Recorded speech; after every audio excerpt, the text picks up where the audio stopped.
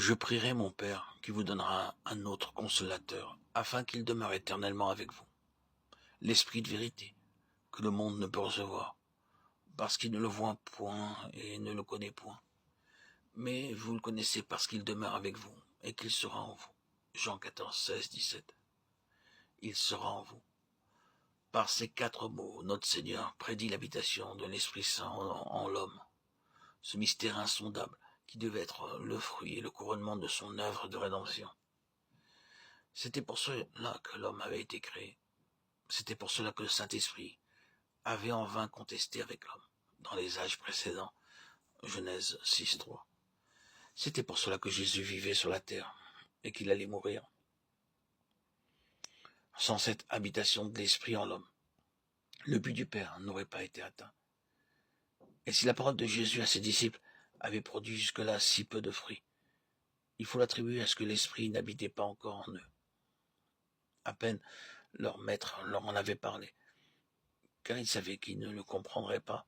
Mais alors, à la veille de les quitter, il leur révèle ce divin secret, leur disant qu'après lui, ils seront consolés de son absence par une bénédiction plus grande encore que ne l'était pour eux sa présence corporelle. Il leur annonce qu'un autre viendra demeurer éternellement avec eux, qu'il sera en eux et que par là, ils seront préparés à le recevoir, lui et le Père. Il sera en vous. Notre Père s'est révélé à nous de 2 manières. Par son Fils, il nous fait connaître son image. Il la place devant nous et nous engage à devenir semblables à lui, en le recevant dans notre cœur et notre vie. Par son Esprit, il nous envoie la puissance divine qui doit nous préparer à recevoir le Fils et le Père. L'économie de l'Esprit dans laquelle nous vivons actuellement exerce son action sur notre vie intérieure, tandis que pendant l'économie précédente, celle du Père et du Fils depuis la création de l'homme jusqu'à la naissance de Christ, c'était plutôt par des moyens extérieurs que Dieu parlait à l'homme. Par moments, sans doute, se révélait même alors la puissance de l'Esprit, mais sa présence habituelle en l'homme était encore inconnue. L'homme n'était pas encore devenu la demeure de Dieu par l'Esprit.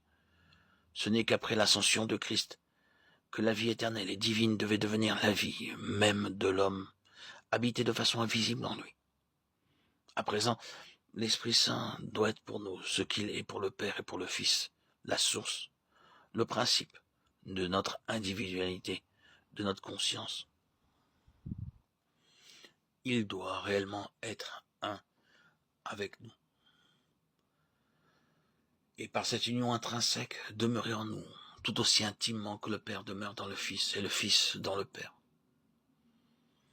Avec un saint respect, prosternons-nous, adorons et recevons cette grâce, un signe.